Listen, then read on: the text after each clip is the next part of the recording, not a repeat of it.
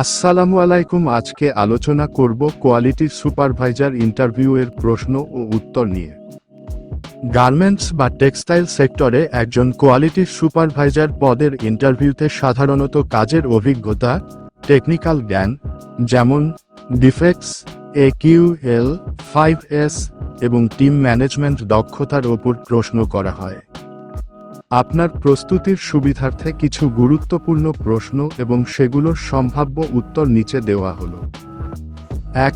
Technical ও কাজ সংক্রান্ত প্রশ্ন, টেকনিক্যাল কোয়েশ্চেন্স।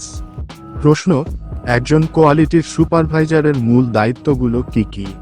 উত্তর: একজন কোয়ালিটির সুপারভাইজারের প্রধান কাজ হল বারের রিকোয়ারমেন্ট অনুযায়ী পণ্যের গুণগত মান, কোয়ালিটি নিশ্চিত করা। এর মধ্যে রয়েছে লাইন ইনপুট থেকে শুরু করে আউটপুট পর্যন্ত প্রতিটি স্টেজে কোয়ালিটি চেক করা। কোয়ালিটি ইন্সপেক্টরদের কাজ তদারকি করা এবং তাদের গাইড করা। উৎপাদনে কোনো ডিফেক্ট বা ত্রুটি দেখা দিলে তা দ্রুত চিহ্নিত করে সমাধান করা। ডেইলি কোয়ালিটি রিপোর্ট তৈরি করা এবং কোয়ালিটি ম্যানেজারের কাছে জমা দেওয়া।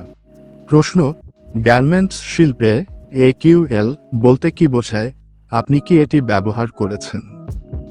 উত্তর: AQL এর পূর্ণরূপ হল অ্যাকসেপ্টেবল কোয়ালিটি লিমিট। এটি একটি আন্তর্জাতিক পরিমাপ পদ্ধতি যার মাধ্যমে একটি নির্দিষ্ট লট বা শিপমেন্টের মধ্যে সর্বোচ্চ কতটি ডিফেক্ট বা ত্রুটিপূর্ণ পণ্য গ্রহণযোগ্য হবে তা নির্ধারণ করা হয়। যেমন AQL 1.5, 2.5 বা 4.0। আমি বারের রিকোয়ারমেন্ট অনুযায়ী AQL চার্ট দেখে স্যাম্পলিং এবং ইন্সপেকশন সম্পন্ন করতে পারি। প্রশ্ন: কয়েকটি সাধারণ সুইং ডিফেক্ট, সেইং ডিফেক্টস এবং এগুলোর কারণ কি? উত্তর: কিছু সাধারণ ডিফেক্ট হল ব্রোকেন স্টিচ, ছেঁড়া স্টিচ, সুতার টান, টেনশন ঠিক না থাকলে বা নিডল নষ্ট হলে এটা হয়। Skip stitch, drop stitch, needle এবং লুপারের টাইমিং সঠিক না হলে এই সমস্যা দেখা দেয়। পাকারিং, কুঁচকে যাওয়া, কাপড়ের ফিড ডগ বা থ্রেড টেনশন অতিরিক্ত টাইট হলে কাপড় কুঁচকে যায়। পয়েল স্টেইন, তেলের দাগ, মেশিনে অতিরিক্ত তেল দিলে বা লুব্রিকেশনের সমস্যার কারণে কাপড়ে দাগ লাগে। প্রশ্ন: প্রোডাকশন লাইনে হঠাৎ বড় কোনো কোয়ালিটির সমস্যা দেখা দিলে আপনি কি করবেন?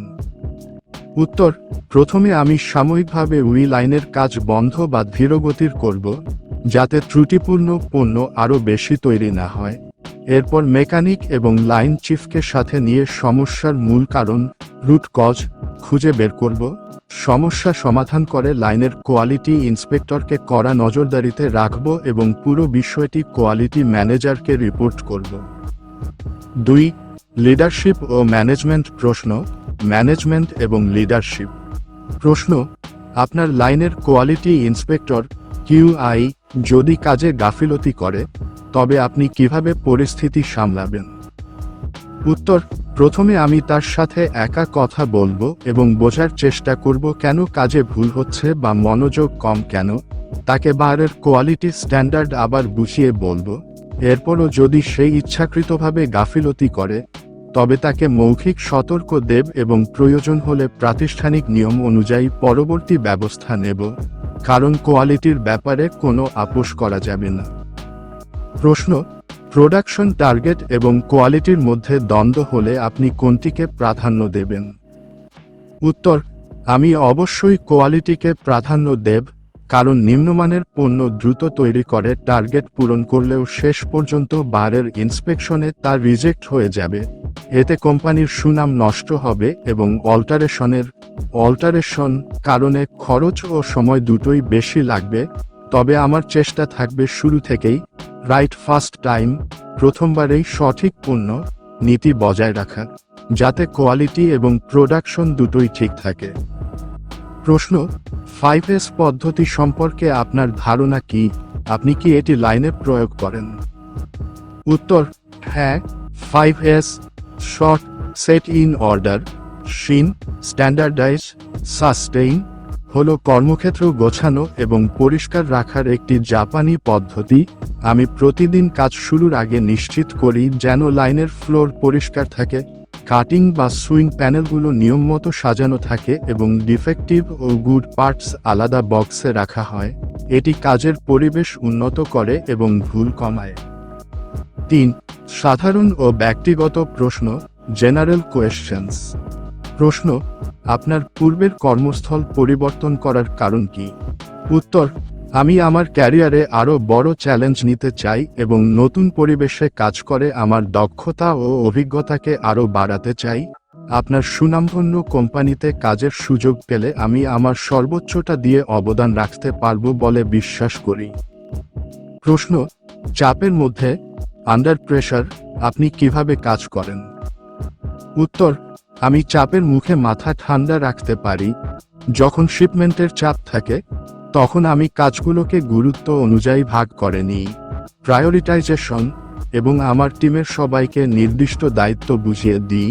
সঠিক প্ল্যানিং এবং টিমওয়ার্কের মাধ্যমে যে কোনো চাপ সামলানো সম্ভব। ইন্টারভিউর জন্য কিছু অতিরিক্ত টিপস। আপনার পূর্বের ফ্যাক্টরির নাম, আপনি কোন কোন বারের, যেমন H&M, যারা, ও আমার ইত্যাদি কাজ করেছেন এবং কী ধরনের প্রোডাক্ট, ওভেন, নিট বা জ্যাকেট হ্যান্ডেল করেছেন তা স্পষ্টভাবে মনে রাখবেন। ইন্টারভিউ বোর্ডে আত্মবিশ্বাসী থাকুন এবং আপনার টেকনিক্যাল টার্মগুলো, যেমন DHU, মেজারমেন্ট, শেড ভ্যারিয়েশন, সঠিকভাবে ব্যবহার করুন। ধন্যবাদ।